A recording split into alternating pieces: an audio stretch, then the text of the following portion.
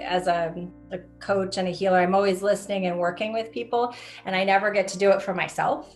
So I I really enjoy just like, oh wait, now these are the questions. Let me see what my response would be. So it really is a very intimate space that yeah, I really enjoy. And I don't know if it's just because it's what I, do for a living, or if it just asks of me to really put those questions to myself. There's I think a number of different layers that I've learned as a practitioner. One is, how I hold myself as a practitioner. I'm witnessing how Suteja holds people in a humble and respectful way. Always being open to people's experiences and really focusing on the person themselves, not necessarily what her ideas are of it. Although, she'll challenge us, but there's a respect and humility that comes with the way that she holds it, that for me makes me feel really safe and inspires me in my own practice to embody that myself. There are tools that are very transferable, right? So I learn from myself and my own development, but at the same time, I can also teach what I've learned, right? So it's information, it's practical knowledge, it's inspiration. So it's not like I turn around and necessarily, say exactly what Suteja says, although sometimes I do that too. It is also inspiration, so that through this process, it changes me in such a way that I feel compelled to teach something. I know meditation is really important and valuable. What I do in corporate America, a lot of the time we're talking to leaders about the number one thing they can do is to meditate and to become more self-aware, more objective about their situations.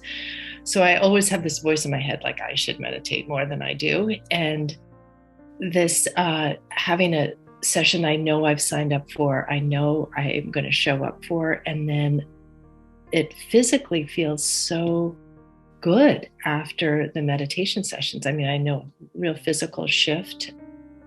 It can be more calming to me. I typically gain a much more optimistic perspective. I'm a pretty optimistic person in general, but it helps me see possibilities and just become more comfortable with what is. And I find that very rejuvenating for me. Those that are already working as like coaches, healers, intuitives, like I think this gives a foundation to that kind of work that helps me with my own clients and communication. And then there's just more like informational things, how does this energy work, or the chakras, or, like systems of learning that have been helpful and that I've learned from Suteja that have helped me kind of broaden my perspective on how I hold my work and what I can offer and teach to people that I work with.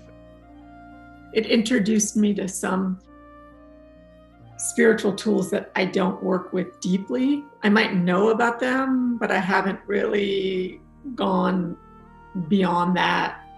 And so it did make me more curious about what was at my disposal. So my work helping leaders be more effective leaders and better leaders in many realms of their endeavors requires me to help people think about different perspectives, to really step into their own brilliance, so to speak. And I think we also have this sort of a negative saboteur voice in our head. So a lot of my work is helping people recognize it, name it, think of strategies to overcome it or to silence it so that they can be their best self in the world.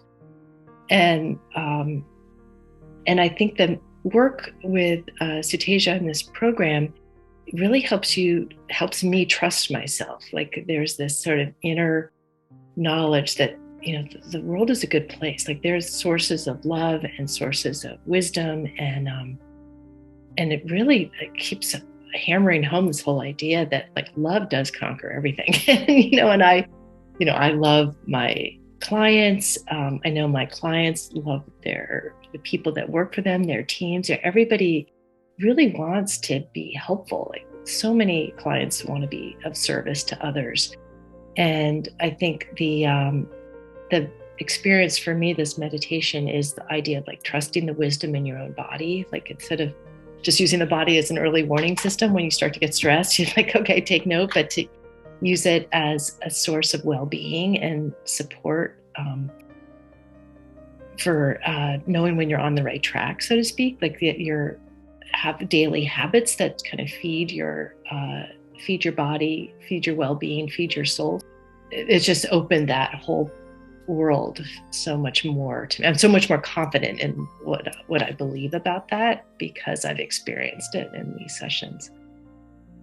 I know a lot of coaches who are, shifting more into like the intuitive world. Well, this is perfect for them. It's that nice bridge to start opening people up. It's in a structure that doesn't feel too, like people always say, like woo-woo. It's very grounded and kind of earthy, I would say. And it gives you that, again, that intellectual piece that people are always needing to kind of dip their feet more fully into this world.